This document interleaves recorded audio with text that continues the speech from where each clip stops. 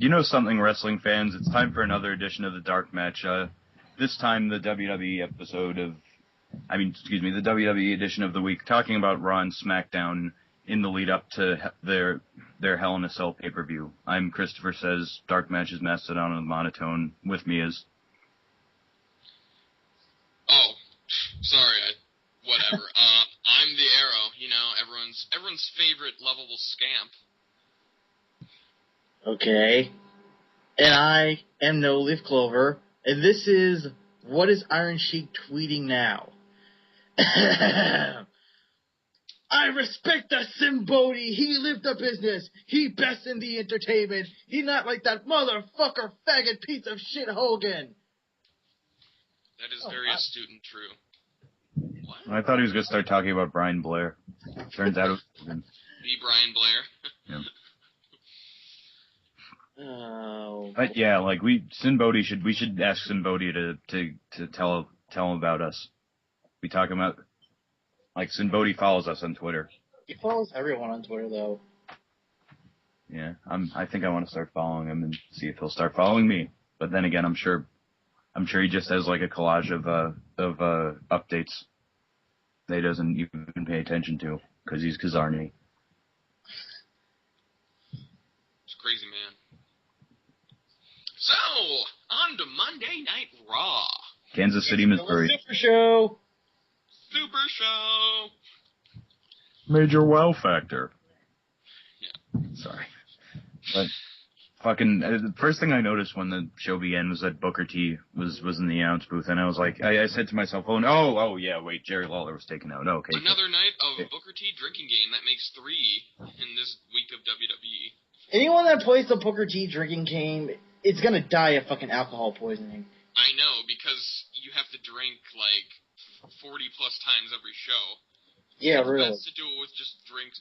It's best to do it with just beer. But yeah, as has been the case with the past 2 months or so, Triple H is the first person to arrive. Yeah, it was definitely time to play the game. Well, it'd be funny. It'd be more funny if it wasn't so obvious that every time he's gonna be on TV, he's going to be the first fucking segment. It's like 2003 all over again. It is, and I did not like it back then. No, it's just I wouldn't be surprised though if this eventually becomes 2 months down the line we don't see a beard on him and he's still opening the show, and then his hair's tied up. Oh wait, his hair's tied up now. Yeah, no, him with his hair just not tied is kind of really weird to look at when he's in a suit. Unless you want to believe that a Norse god kind of just that's what he looks like. He wanted to be Thor. Yeah, I think that's probably what he's going for. Hey, why didn't he just star in the Asylum release? Because then he'd have to co-star with Kevin Nash. Oh yeah, Kevin Nash was in that, wasn't he? Well, he was in the sci-fi version. I didn't know if that was an Asylum version. Oh well. I think that was the Asylum version. It might as well have been. Yeah. Anyways, those things blend together. Anyways, a bunch of okay, and that's before I'm getting ahead of myself. Triple H says he fired Miz and Truth because of their WWE exclusive video online, and that their tab for their fine will be picked up by Mark Henry, except for the fact that was two $250,000 fines, as opposed to him just giving Mark one, which that's all he did. So he didn't fine him $500K, he fines him $250K. Still a pretty hefty fucking fine. Well, right. But it's still for the fucking world heavyweight champion. I mean, $250,000. That's an announcer's salary in TNA. I think it's a little high for an announcer's salary. Maybe that's not even Christy Hemia's salary. That's about $150K shy of her salary. Actually, isn't her salary $250K? That was a joke. No, I thought it was $110K. Whatever. Yeah, but still, way more than what she deserves for what she's doing. Yeah, but nonetheless, Triple H puts over that very competently and creatively edited video of The Miz and R-Truth, ostensibly made by themselves. Yeah. basically explaining that, like, he's like, you're right, I used you and I fired you. I used you to get one more main event, used you to get some business, then I fired you. And wow, that is vintage cerebral assassin. It's him being like the sort of tough love kind of make an example out of someone kind of thing. Yeah. Where he's like, yeah, I'm not gonna bullshit. Like, you're good for business, but now you can go now. Yeah.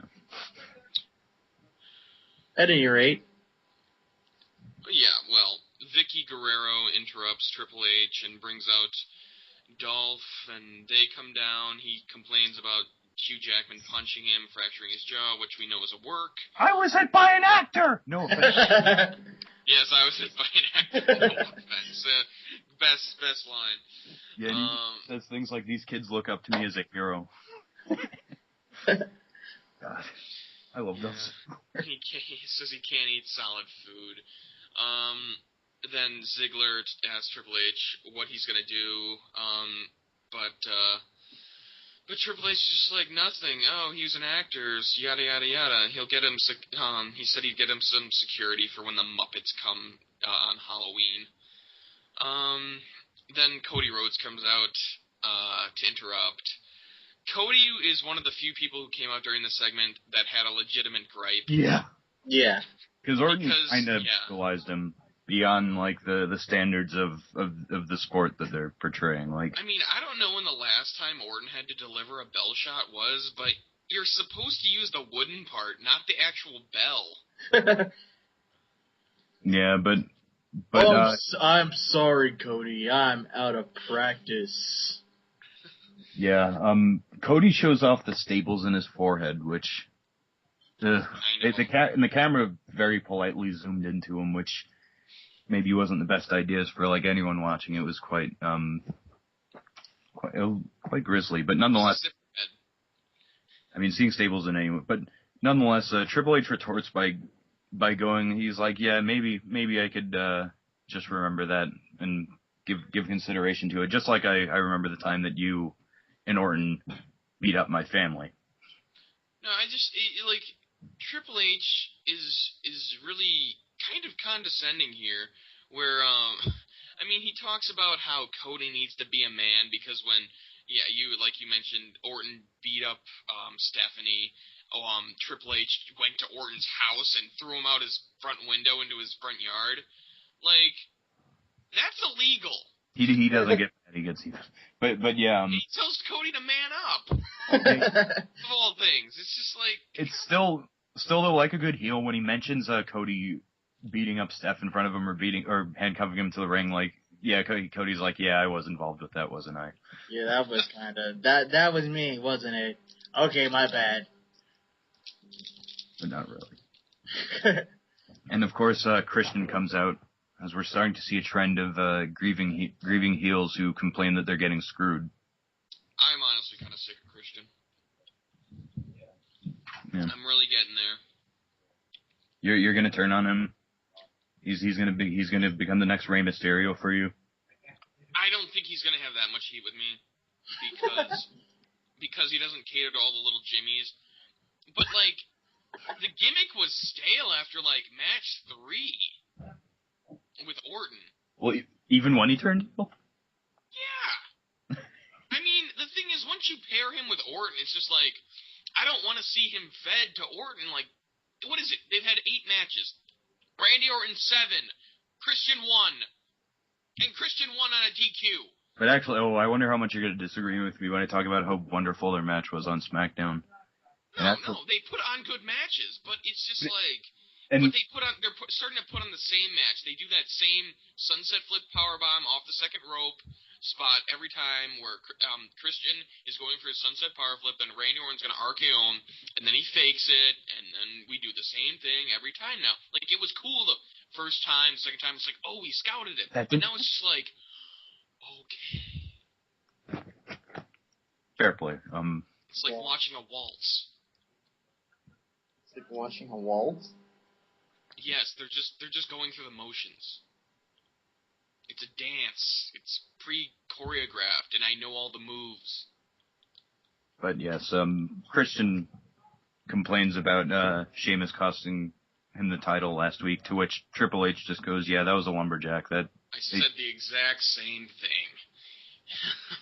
I was like, this was a good move for them. Even if Sheamus was not out there to begin with, we had Christian, who somehow managed to escape the lumberjacks. I think because, Mark Henry tossed Trent Beretta into like 7 of them and knocked them all down. Yeah. So Sheamus comes out, tosses him back in, and technically the lumberjack match was supposed to be all of the SmackDown roster, but Cody, Orton, and Sheamus weren't out there. Obviously, Cody and Orton probably weren't out there because of the bloodbath that they caused earlier in the night. But at any rate,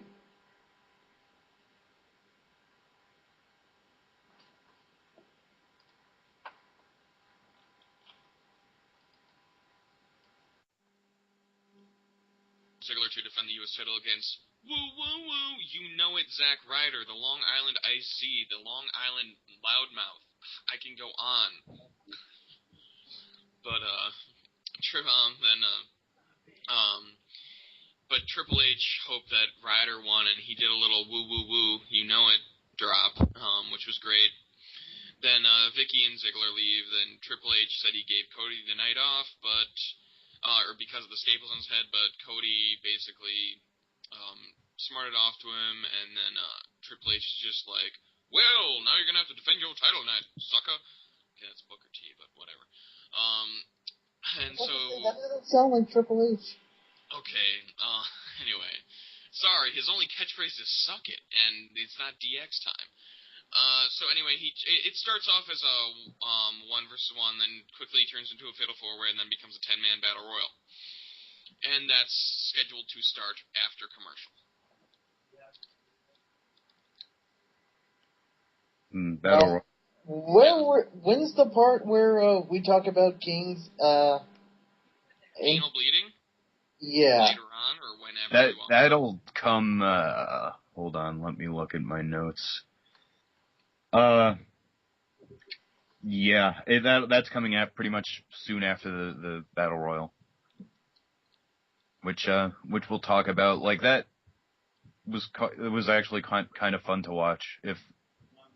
If just out of curiosity that they're going to take the title off of Cody, number 1, number 2, both Sin Caras were involved.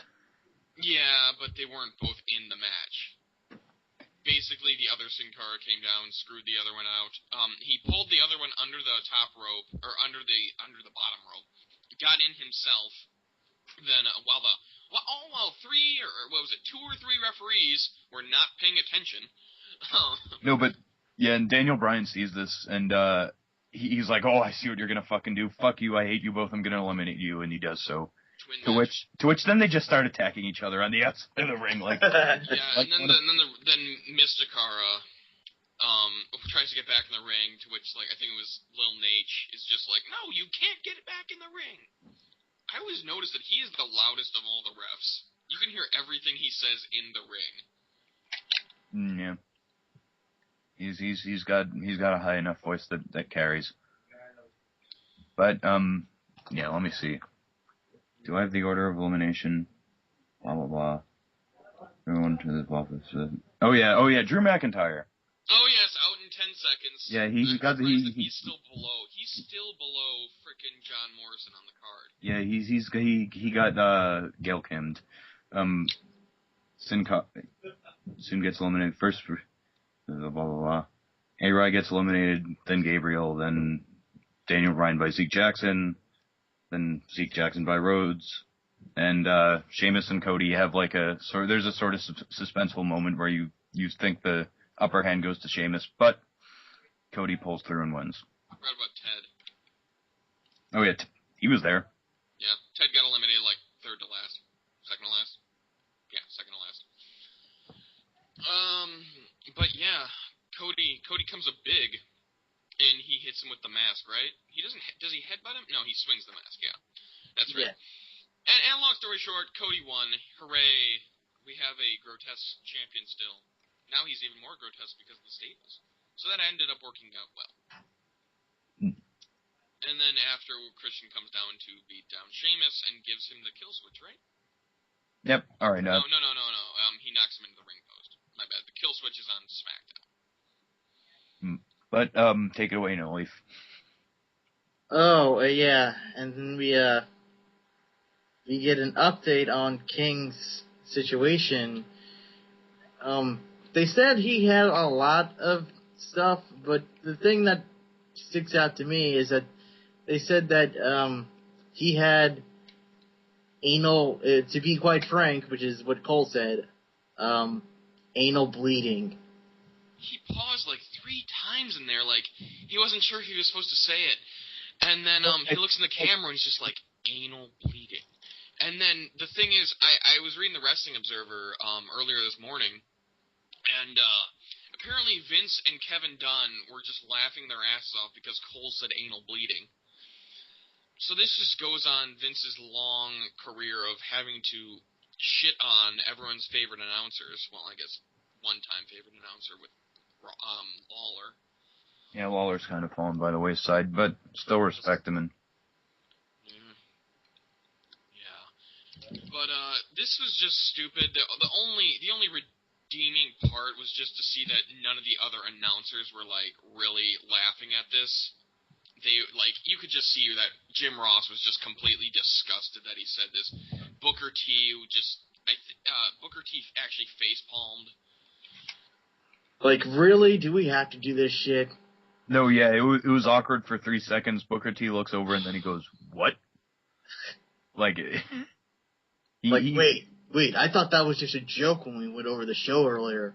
I think Cole just slipped it the fuck in. Like, I think he probably thought it was cute and he added it in. You know, he knew he wouldn't get. His problem is not with King; it's with freaking. Well, I guess it was with King, but his problem has always been with like JR because everyone always says he's better. But no, Michael Cole has his little ego complex or whatever, which I'm pretty sure is legitimate. From what we've heard about him wanting to be the Raw anonymous general manager, which whatever happened to him? The computer's there. But he's been future endeavored. Yeah. Next match is Kelly and Eve versus Natalya and Beth Phoenix. Yeah. Speaking of matches, we all wanted to watch so fucking much. Yeah. I hate to say that about Natalya and Beth Phoenix, but they're not being booked strong worth a damn. Also, we can't forget about Dave Otunga, A-list attorney, is backstage with Johnny Ace, and they're talking about how all the disgruntled employees are just like they want to fire the Triple H. So there's that, and then we also have a Kelly video package. So can't forget about that, guys. That was the best part of Raw. Yes. Don't even joke. Don't even say something like that. When she does that stink face, I'm just like, wow, that's so devastating. That head scissors is the most believable move. Yeah, it's got to be the stiffest stink face I've ever seen. I look so real when Kelly's doing it. Yeah, huge, suffocating ass like Rikishi. So I questioned, do either of you remember this match, save for the result? I remember it ended with a glam slam. Yes. They actually lost, didn't they? They lost the match, that's right. Yeah, Kelly and Eve actually lost. Which, of course, means that Beth is going to lose anyway, so who the fuck... You never know. Yeah, I do know.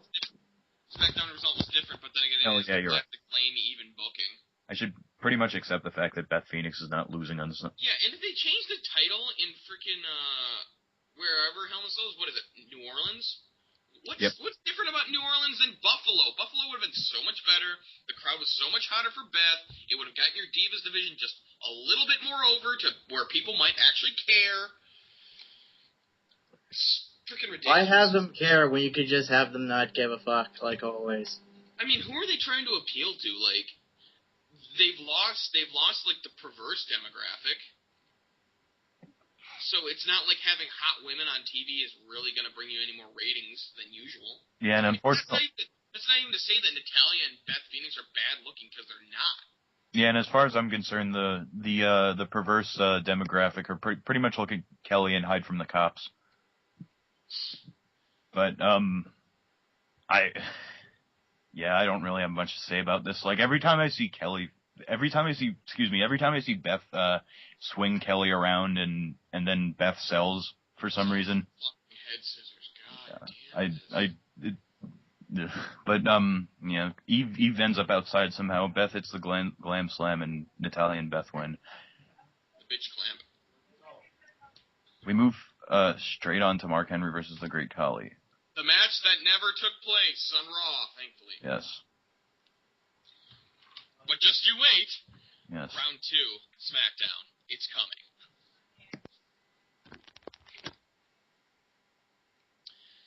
Woo! Alright. So, we have a stupid, what is it, like, at the 9 o'clock hour, Cena hits the ring, and he's all like, oh my god, Hell in a Cell this Sunday, my face on it, I'm in hell, I'm going to hell, it's the first triple threat Hell in a Cell. This was like a terrible promo, and I hated it, and it went on way too fucking long. Like, if you have, 4 minutes to kill? Throw in another Zack Ryder video package, please. I mean, honestly. So then eventually we get to the Christian versus John Cena, predictable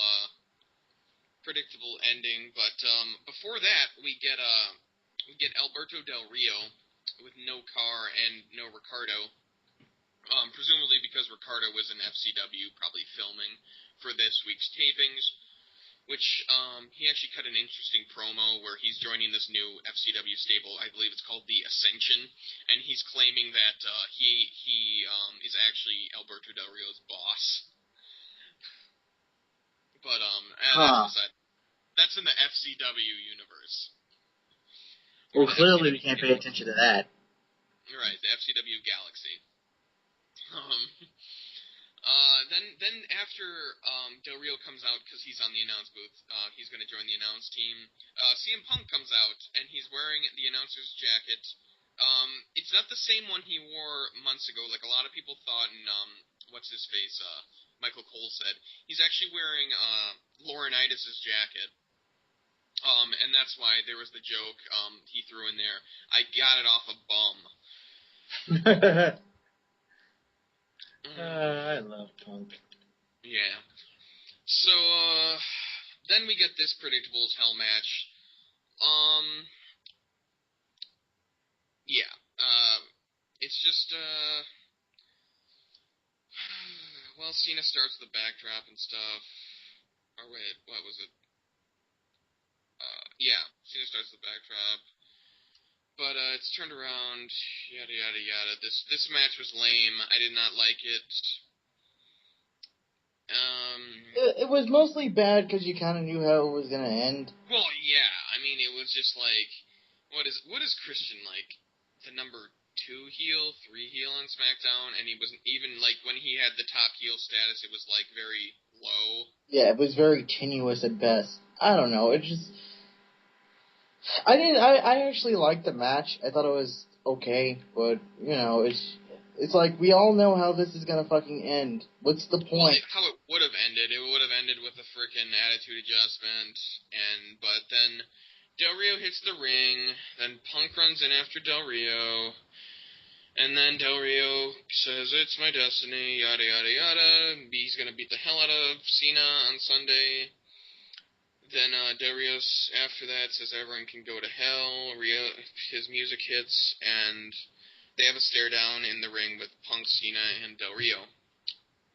Or wait, no, it's just Punk and Cena because they were in the ring. Yeah, did not care for this segment.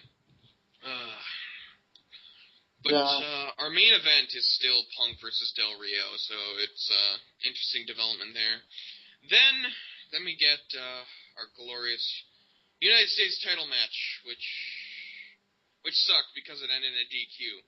But then hold on, Zach should have won. He just should have won. Oh wait, yeah, no, Zach. Well, no, okay, actually didn't end in a DQ. My bad. There was interference from Swagger, who came out there. He hits a hot shot on Ryder, and then Ziggler hits the zigzag for the pin. But I don't think Ryder should have won this match. What they should have done is they should have just built it at this, but then they screwed up. After Ziggler wins, they have it so they have it so Kofi Kingston and Evan Bourne come out and they turn into a 6-man tag, but at the time it's a handicap match. And you know what this says to me? This whole segment was just revolving around turning Mason Ryan face, because the stipulation from Teddy Longplaya was that it was going to be Air Boom and Zack Ryder versus Dolph Ziggler, Jack Swagger, and they had to find a partner in 3 minutes during the commercial break. Of course, this didn't happen, so it looked like a handicap match. Then Vicky eventually comes back down the entrance ramp with Mason Ryan, who is what everyone still believes a heel from his new Nexus days.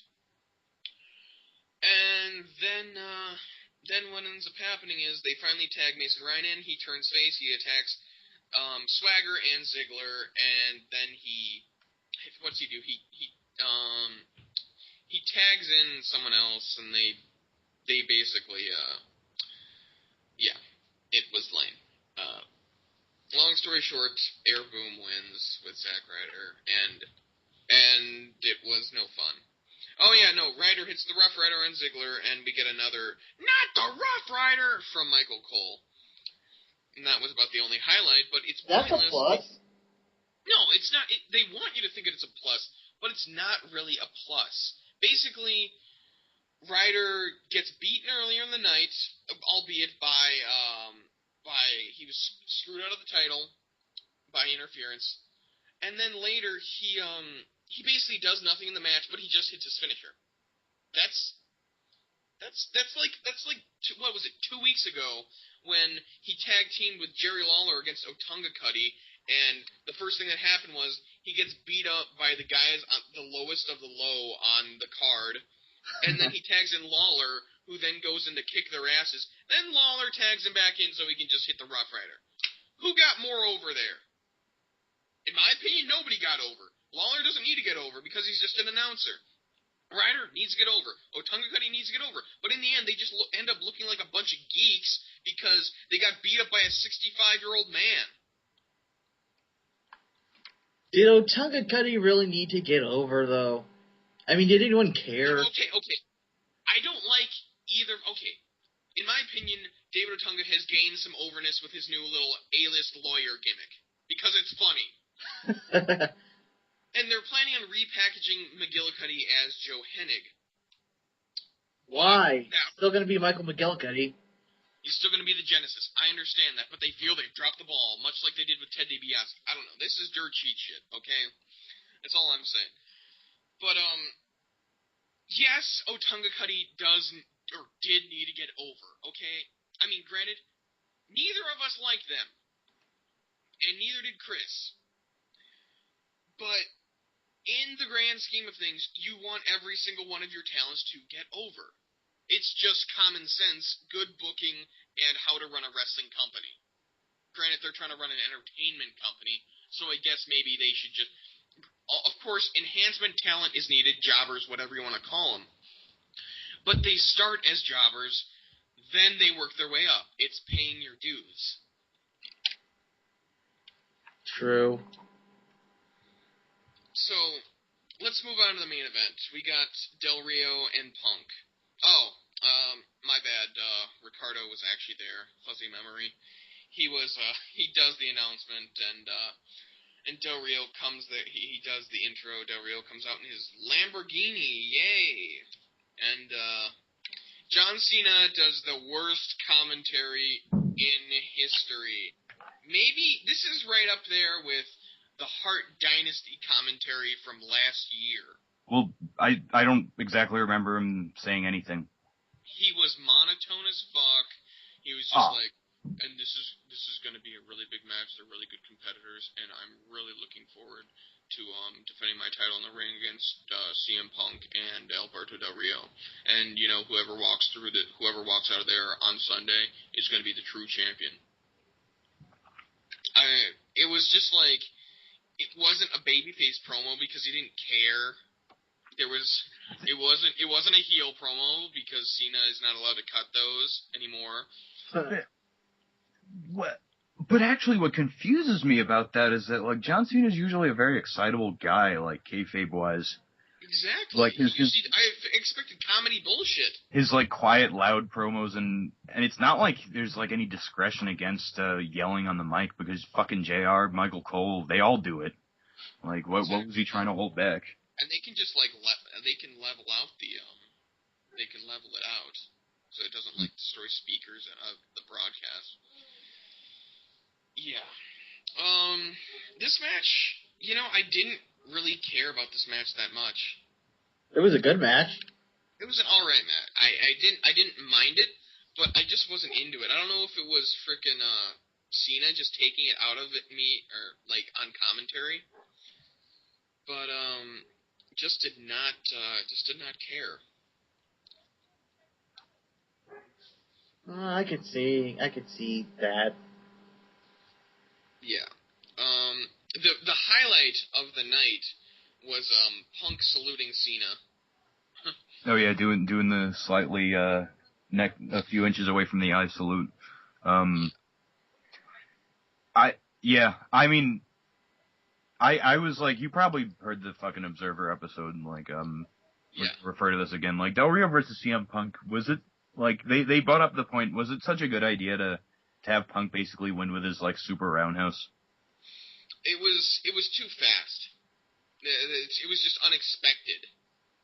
Him doing the roundhouse, Muay Thai kick, whatever they want to call it. I personally think that if they it's a good finish, and it was really good when they did it against Mysterio earlier in the year. But it was just not. It was unexpected, to say the least, and I'm pretty sure like they could have used the overrun time for something better than all three competitors getting the ring. While Del Rio, I believe, Del Rio got out of. Well, they lowered the cage for some reason. Cena came in the ring. Ricardo was stuck in the ring. It was just a weird way to end Raw. And oh yeah, with Ricardo Rodriguez escaping and trying to escape, he gets caught because he runs the cage door, but it's pre-locked. Yeah, and apparently it was really expensive. It's expensive to move the Hell in a Cell around to transport it. There's no exact. So they just brought it to the show knowing that it was going to be hella expensive to transport, when they really could have just. Yeah, but let me explain this. Yeah, why didn't they just have a contract signing? Cena did an interview earlier in the day on a news broadcast where he basically hinted. He said that Cell would be hanging above the ring, even though the pay-per-view was not in the city. But he basically hinted that it would be used. So I'm guessing they were using it as a draw to get people there. Which, I don't even know if they do need a draw for Raw, but SmackDown, again, the attendance was terrible. They had to curtain off the entire top section. If they had any kind of draw featuring Hell in a Cell for the Raw live show, then they probably had a Hell in a Cell match, like, for the Dark Match main event, didn't they? They did. They have a 5-man Hell in a Cell match. It's not, so it's not like it was all for naught. Well, right, no, it wasn't for, it was not all, there was a reason for it. I guess that was just, I just assumed that you guys all heard about that. Yeah, it was a 5-man. All I know was Cena, Punk were in it. I don't know who else was in it. Because they had to unlock the cage, and all that was in the Hell in a Cell was a cameraman, Del Rio, Punk, not Del Rio was out of the cage. Punk, Cena, cameraman, and Ricardo. So, yeah. I don't know who was in the match. So let's move on to SmackDown, unless you guys got anything else to say. Any other final thoughts on Raw? As a go-home show, it was alright. I feel like that's what we say about all their fucking go-home shows lately. Yeah. As go-home shows go, it was okay. Which is really bad, because you want your go-home shows to be, like, exciting and for people to actually give a shit and be like, man, I can't wait to buy this pay-per-view. And it's just never fucking like that, ever. Yeah. It's like, we always say that TNA has, like, a shit standard. WWE's standard is very average. Yeah. Like, where they churn out a very well-produced, good product, and hey, if there are any botches in terms of production or in ring, bonus. But, like that, but like when you're looking for stuff like that, it's kind of bad. Like it's obviously like the CM Punk promo pretty much spearheaded everything. For like the first month, it was very hot. For like the next month, it was. That's because they killed it. They killed it. They brought him back too early. Yeah, I guess so. That was the whole problem, and the whole reason they brought him back this early was because it's because of freaking SummerSlam, and the SummerSlam buy rate tanked. 301,000 pay-per-view buys. Granted, I think it hasn't done less than 300,000 buys since '97. Jesus. It just tanked, and it barely kept its head above water, and the show. Yeah. So I guess in order for WWE to do well, either ROH needs to get a shitload of recognition, or TNA needs to do something very good. Fire Vince Russo. I could see, and like no offense to ROH fans, but I could see neither of those happening anytime soon. It's just their limited. It's just the thing is with ROH is their first month of TV is supposed to be a completely introductory phase, so that's kind of the main problem with them. But it's nice to see a pretty much completely wrestling show with a bunch of talents you haven't seen, and a bunch of like moves you don't see. Like I guess you would say less safe moves compared to WWE because they all work that safe style, which is understandable. Well, actually, like they're shit. Like, I mean, the very fact that like. I mean, I know this is like a sort of kind of different case. Like the very fact that you could have like a move like a World's Strongest Slam to like a presumably gimmick table to injure someone's shoulder because it's non-gimmick. Beyond that, like there's like the WWE actually works a pretty solid style. Like wasn't there that rumor that like when they first went to HD they had to that pretty much everybody was stiffing each other?